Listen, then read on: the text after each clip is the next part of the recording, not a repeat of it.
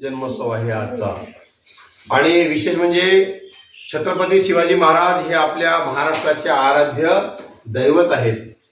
आणि आज संबंध देशात छत्रपती शिवाजी महाराजांचा हा जन्मोत्सव साजरा केला जातो.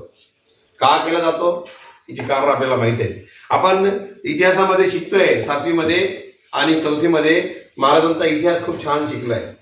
परंतु नुसतं शिकून उपयोग नाही, तर माझ्या राजाचे जे तत्व आहेत, जे मूल्य आहेत, जे विचार आहेत ते माझ्या आचरणातून दिसले पाहिजे.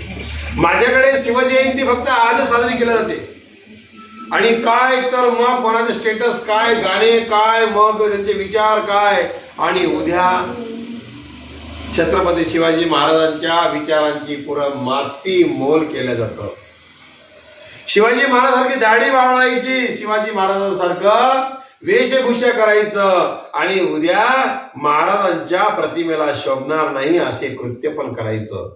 असं जर करायचं असेल तर शिवजयंती साजरी करण्याची गरज नाही. शिवाजी महाराज हृदयात असले पाहिजेत, माझ्या विचारात असले पाहिजेत, माझ्या कृतीमध्ये असले पाहिजेत, तर मग मला अधिकार आहे शिवजयंती साजरी करण्याची. शिवजयंती प्रेरणा काय घ्यायचं? छत्रपतींचं सांगितलंय. काय सांगितलं शिवाजी महाराजांनी?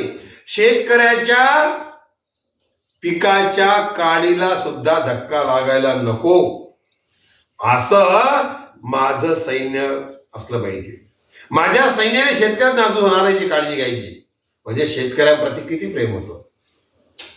समाजातल्या गोर गरीब लोकांची काळजी हे महाराज स्वतः घ्यायचे.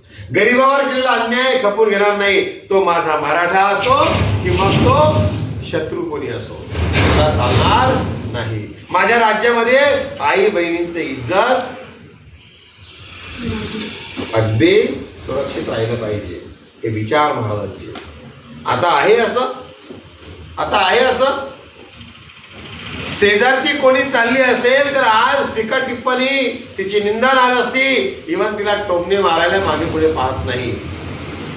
अशांनी शिवजयंती साजरी करू नये. मला माझी आई तशी इतरांची पण आई आहे ही भावना माझ्या ज्या दिवशी वृद्धिंगत होईल त्या दिवशी मी खरंच शिवचरित्र वाचलं किंवा आचरणात आणलं असं म्हणायचं आहे. दुसऱ्यांच्या बहिणींवर मी टीका टिप्पणी करतो तेव्हा माझी पण बहीण आहे मी विसरतो. आणि हे जर होत असेल तर मला शिवचरित्र वाचायची गरज आहे. शिवचरित्र वाचायचं आहे आणि नुसतं वाचायचं नाही तर ते शिवचरित्र माझ्या आचरणात आलं पाहिजे. महाराष्ट्राचं आराध्य दैवत आणि त्या दैवतांच्या विचारांची माती मोल करतोय आपण. किती अपमान करतोय आहे की नाही. माझ्या राजाचं नाव कुठे लिहिलंय? गडाच्या दगडावर लिहिलंय. आणि त्या दगडावर माझ्या राज्याचा तरुण जातो आणि काय करतो? तिथे जाऊन पार्ट्या करतो, तिथं दारू पितो, तिथं शिवाजी महाराजांना शोभणार नाही असे कृत्य करतो. आणि मात्र 19 फेब्रुवारीला माझा राजाचं निष्ठेतच ठेवतो. नको ते नाही ठेवलं तरी चालेल, निंदनीय काम अजिबात करायचं. आज गडकिल्ल्यांची अवस्था काय झाली? गडकिल्ल्यावर काय चालतंय?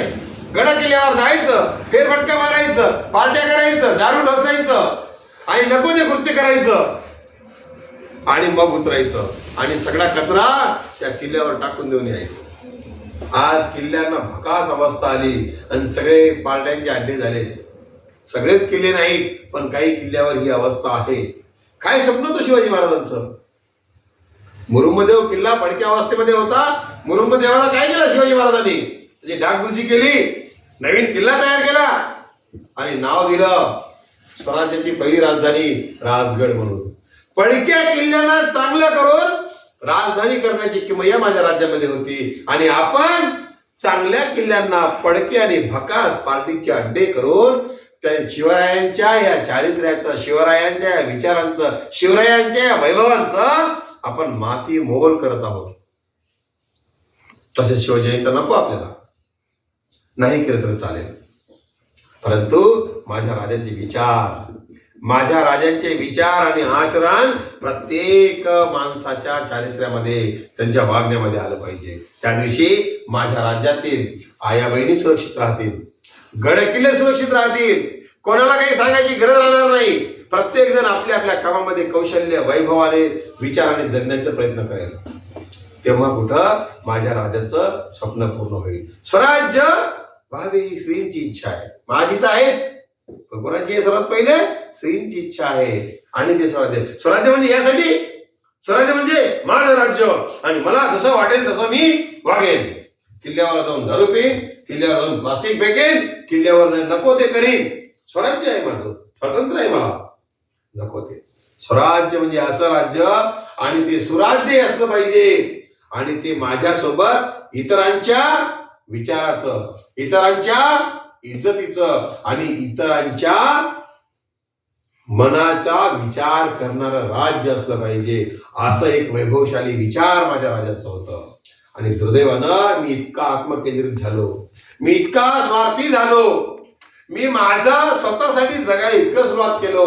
मी तेव्हा मग नुसते छत्रपती ते अनेक विचारवंतांचे, अनेक महाराष्ट्राला लागलेल्या जे वैचारिक विचारवंत आहेत, जे क्रांतिकारी विचारवंत आहेत किंवा जे राजे आहेत, या सगळ्यांच्या विचारांना मी माती मोल करून टाकलो. आणि फक्त म्हणजे फक्त माझ्यासाठी, मी कशासाठी तर मी पार्ट्या करण्यासाठी, मी कशासाठी तर मी मजा करण्यासाठी, मी कशासाठी तर माझ्यापुरतं जगण्यासाठी मी सुरुवात केली. यासाठी छत्रपती शिवाजी महाराजांचे विचार पहिले वाचायचे. आपल्या ग्रंथालयात पुस्तके आहेत, ते पुस्तके पहिले वाचा. जिजामातेंचे विचार वाचा. जिजामाताने असा काय जादू केला जिजामाताने की शिवासारखा पुत्र जन्माला आला. आणि त्यांचा नुसतं जन्माला आला नाही तर जे उद्देश ठरवलं ते उद्देश पूर्ण करण्यासाठी पुढे सरसावले आणि स्वराज्य स्थापन सुद्धा केले. आणि संबंध महाराष्ट्रावर आपलं सुराज निर्माण केलं. काय असेल त्या विचारामध्ये त्या पुस्तकातून वाचा. आजचा दिवस हा नाचण्याचा, गाण्याचा नाही, तर आज छत्रपतींचे विचार, जिजामातेंचे विचार, छत्रपती शंभूराजांचे विचार आज वाचून शिवजयंती साजरी करायची. आणि नुसतं वाचायचं नाही तर ते वाचल्यानंतर ते जास्तीत जास्त कसं आचरणात आणता येईल याचा प्रयत्न करायचा. मी, माझं कुटुंब आणि माझा समाज या विचारांच्या अनुषंगाने कसा चालेल याचा प्रयत्न मला आज करायचा आहे. म्हणून शिवजयंती साजरी करायची आहे. शिवजयंतीच्या दिवशी मला शिवाजी महाराजांच्या विचारांचं मला आठवण झाली पाहिजे, त्यांच्या लढायांचं मला आठवण झाली पाहिजे, त्यांच्या जीवनातला जो खडतरचा प्रवास होता तो प्रवास कसा होता ते आठवलं पाहिजे. आणि अशाही प्रवासातून त्यांनी हे स्वराज्य निर्माण केलं आणि तो वैभवशाली इतिहास माझ्या सगळ्या लेकरांना माहीत झालं पाहिजे, माझ्या घरातील सगळ्या लोकांना माहीत झालं पाहिजे, माझ्या समाजाला माहीत झालं पाहिजे. तेव्हा खऱ्या अर्थाने माझ्या महाराष्ट्राचं वैभव, माझ्या महाराष्ट्राचं दैवत काय आहे हे आपल्याला माहीत होईल. आणि तेव्हा आपण नाचून नाही तर छत्रपती शिवाजी महाराजांचे विचार वाचून साजरा करूया. आणि परत नंतर कोणाला सांगायची गरज पडणार नाही छत्रपती महाराज शिवाजी महाराज काय होते. तर मग प्रत्येक जण, माझ्या शाळेचा प्रत्येक विद्यार्थी प्रत्येकाला सांगू शकेल की छत्रपतींचे विचार काय आहेत. आणि ते छाती ठोकून 4 लोकांना सांगण्याची तयारी माझी होईल. आणि त्यासाठी छत्रपती शिवाजी महाराज यांचे विचार, यांची पुस्तके मिळेल त्या ठिकाणी आपल्याकडे आहेत, परंतु त्याहीपेक्षा मिळेल त्या ठिकाणी मिळवा, वाचा. नसेल तर युट्यूबचा वापर करा, फोनचा चांगला वापर यासाठी करायचा आहे. नुसतं गेम खेळण्यासाठी किंवा काही नुसतं स्नॅप पाठवण्यासाठी नाही, तर अशाही कामासाठी वापरा, जेणेकरून त्या डिव्हाइसचा आपल्याला चांगला उपयोग झाल्याचा आपल्याला सार्थक होईल. आणि म्हणून हे विचार मनामनात, विचार घराघरात, विचार माझ्या महाराष्ट्राच्या संबंध समाजात, प्रदेशात पसरले पाहिजेत. हा मूल उद्देश आज आपल्या या छत्रपती शिवाजी महाराज यांचा जन्मोत्सव जो आहे त्या अनुषंगाने आपण त्या ठिकाणी साजरा करत आहोत. मला वाटतं हा विचार सगळ्यांना पटला असेल, सगळ्यांनी याचा प्रयत्न करावा आणि आजचा दिवस विचाराने, वाचनाने घालवावा असं तुम्हाला सर्वांना आवाहन करतो आणि या ठिकाणी थांबतो. ऐकले. जय हिंद, जय महाराष्ट्र.